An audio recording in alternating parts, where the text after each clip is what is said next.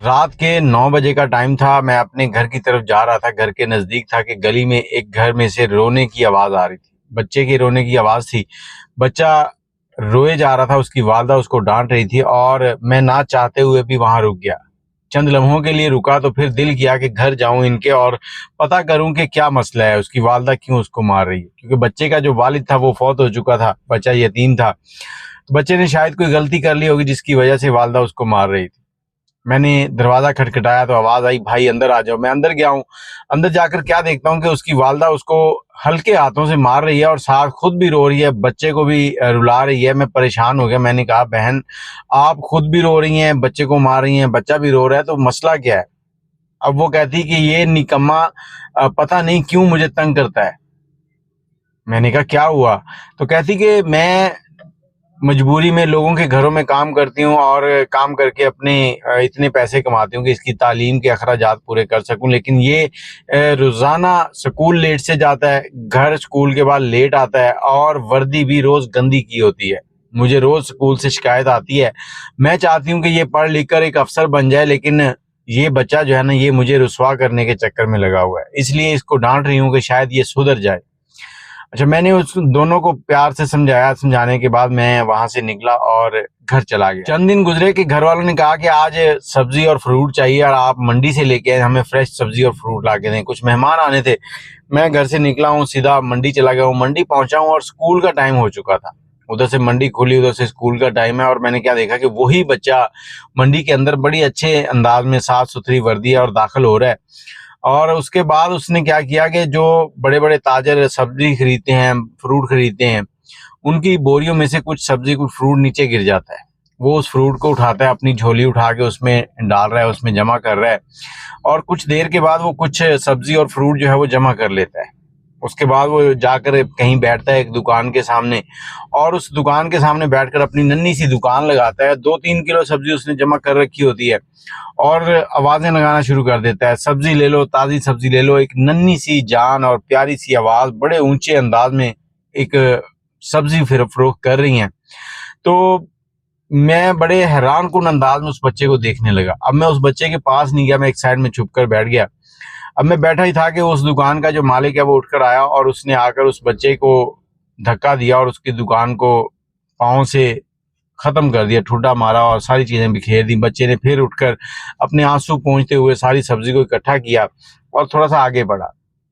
डरते डरते उसने अगले दुकानदार की तरफ देखा और जब देखा कि दुकानदार आंखों ही आंखों में उसे कह रहा है कि कोई बात नहीं, लगा लो रेडी यहाँ पर, तो उस बच्चे ने वहां बैठकर अपनी छोटी दुकान लगाई और फिर से वो सब्जी फरोख्त करने लगा। चंद मिनट गुजरे कि उसकी सब्जी जो थी वो ग्राहक लेके चले गया और उसने पैसे लिए उसने और उसके बाद उठा और उठकर आगे चल पड़ा। आगे चला तो मुझसे रहा नहीं गया, मैं उस बच्चे के पीछे पीछे चलता गया। अब मैं क्या देखता हूँ कि वो एक कपड़े की दुकान पर जाता है। कपड़े की दुकान पर जाने के बाद उसने वहां से अपना बैग उठाया और जो पैसे उसके पास सब्जी के थे वो दुकानदार को दिए और बैग उठाकर हंसता मुस्कुराता स्कूल की तरफ रवाना हो गया। स्कूल पहुंचा तो मैं भी उसके पीछे पीछे स्कूल चला गया और स्कूल पहुंचने के बाद मैंने जब देखा कि वो क्लास में गया, बैग रखा और टीचर ने उसको बुला लिया। टीचर ने बुलाकर उसको डंडे मारने शुरू कर दिए। जब उसने डंडे मारने शुरू किए तो मैं बेसाख्ता उस क्लास में दाखिल हुआ। मैंने टीचर को कहा कि इसे मत मारें, यतीम बच्चा है, आप क्यों इसको डांट रहे हैं? तो टीचर जो है वो उठकर मुझे बाहर ले आया और बच्चे से कहा कि चलो पढ़ो। बच्चा पढ़ने बैठ गया और मुझे उसने आके बताया कि ये बच्चा रोजाना लेट आता है, रोजाना वर्दी गंदी करके आता है। मैंने इसके घर भी कई बार पैगाम भिजवाया है कि ये इस तरह से कर रहा है, इसको देखें क्या मसला है, लेकिन कोई पॉजिटिव जवाब नहीं मिल रहा। मैंने टीचर से कहा कि इसका वालिद फौत हो चुका है और आप मुझे अपना नंबर दें, कल मैं आपको कॉल करूंगा, बताऊंगा कुछ और आपने उस टाइम पे सब्जी मंडी पहुंचना है। टीचर ने कहा चलें ठीक है, मगर उन्होंने ये भी पूछा कि आप क्या करना चाहते हैं। मैंने कहा यार ये एक पोशीदा चीज है, आपको दिखाना चाहता हूँ। वहां से मैं चला गया वापस अपने घर, लेकिन घर पहुंचने पर मुझे पता चला कि जो सब्जी मैं घर के लिए लेने गया था वो मैं भूल ही गया। फिर दोबारा मैं बाजार गया, वहां से सब्जी लाया, घर पे दी और शाम हो गई। शाम को मैं सोच रहा था कि अब ये बच्चा घर भी लेट जाएगा और इसकी वालदा जो है इसको हस्बे मामूल डांटेगी, मारेगी। सारी रात मैं आसमान की तरफ देखता रहा कि छोटा सा बच्चा है, ये कर क्या रहा है। उसकी ये सारी हरकतें मुझे बड़ा परेशान कर रही थी। एक यतीम बच्चा जो छोटी उम्र में है और वो इस तरह के काम कर रहे हैं, क्यों कर रहे हैं। सुबह हो गई, सुबह फिर मैं मंडी पहुंचा हूँ। मंडी जाकर मैंने देखा कि बच्चा उसी तरह से दोबारा आता है, सारा वही प्लान है, उसी तरह से वो आकर वही सब्जी बेची और फिर चला गया। अब मुझे ये यकीन हो चुका था कि रोजाना बच्चा यहीं आता है। तो अगले दिन मैंने टीचर को फोन कर दिया कि आपने सुबह इतने बजे मंडी के गेट पे पहुंचना है, लेकिन एक साइड पे छुप के रहना है, बच्चे को नजर ना आए आप। और उधर से उसकी वालदा को भी, जैसे ही बच्चा घर से निकला तो उसे मैंने कहा, बहन आ तुझे मैं ले चलूं, मैं दिखाता हूँ तुम्हारा बेटा क्या करता है, क्यों लेट जाता है। जब मैंने इतनी बात की तो बहन ने जल्दी से चादर उठाई और ऊपर ओढ़ते हुए कहा कि आज इसकी खैर नहीं, आज मैं इसकी टांगें तोड़ दूंगी, इसने मुझे जलील किया हुआ है। वो मेरे साथ चली और कहती, भाई आप मंडी क्यों जा रहे हैं। मैंने कहा, बहन आओ तो सही। जैसे ही हम मंडी पहुंचे तो टीचर जो हैं वो भी गेट के ऊपर इंतजार कर रहे थे। बच्चा अंदर जा चुका था और उसकी वालदा भी हमारे साथ थी। मैंने उन दोनों को समझा दिया कि कुछ भी हो जाए आपने बच्चे के नजदीक नहीं जाना, आपने सिर्फ आज देखना है। अब हम लोग अलग अलग जगह पे बैठे देख रहे थे। बच्चे ने सब्जी इकट्ठी की। सब्जी इकट्ठी करने के बाद बच्चा जो है वो सब्जी बेचता है उसी दुकान के सामने, और वो भला उस दुकानदार का जिसने उसको ये छोटी सी दुकान लगाने की जगह दी, 2-3 किलो सब्जी से उस दुकान वाले को कोई फर्क नहीं पड़ा। और जो पहले वाला दुकानदार था जिसने उसकी सब्जी या रेडी उसकी बखेरी, वो क्या सोचकर उसने किया ये वही जानता है, लेकिन इतने से फर्क नहीं पड़ता। बच्चा सब्जी बेचता है, नन्ही सी जान और प्यारी सी आवाज में आवाज लगाता है, सब्जी ले लो, ताजा सब्जी ले लो। और दूसरी तरफ उसका जो टीचर है ना, वो बैठा रो रहा है, मतलब उसकी आंखों से आंसू बह रहे हैं। और जब मैंने उसकी वालदा की तरफ देखा तो उसकी वालदा जो है वो भी बेसाख्ता रोए जा रही है। और उसकी वालदा चाह रही थी कि वो उठकर बच्चे के पास जाए, लेकिन मैंने इशारा किया कि आपने आज आगे नहीं जाना। उसके बाद बच्चे ने सब्जी बेची और उसी तरह से उठाया और पैसे लिए, पैसे लेकर उसी दुकान पर पहुंच गया। अब वो दुकान पर चला गया, वहां से उसका टीचर जो है वो जल्दी से स्कूल पहुंच गया, उसकी वालदा जो है वो घर वापस चली गई। और मैं देख रहा हूँ कि वो दुकानदार जो है बच्चे से पैसे लेता है और बच्चे को एक सूट उठा कर देता है। दुकानदार कहता है कि ये आज तुम्हारे पैसे पूरे हो गए, ये अपना सूट ले जाओ। बच्चे ने सूट जो है वो बैग के अंदर रखा और रखकर स्कूल की तरफ चल दिया। स्कूल पहुंचा है तो स्कूल पहुंचने के बाद बच्चे ने अपना बैग अपने डेस्क के ऊपर रखा और टीचर के पास चला गया, जबकि आज टीचर ने बुलाया भी नहीं था। टीचर ने नहीं बुलाया था, बच्चा गया, बच्चा जाके वो उसी तरह से खड़ा हो गया कि टीचर उसको सजा दें। लेकिन टीचर जो है वो रोए जा रहा था, टीचर की आंखों से आंसू बह रहे थे, जैसे उसने किसी मजलूम के ऊपर जुल्म किया हो। उसको एहसास हो गया था कि मैंने इसके साथ गलत किया।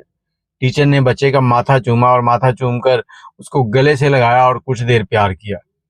अब ये सीन जो था ये देखकर मेरे भी आंसू बह निकले और मैं अपने आप को ना रोक सका।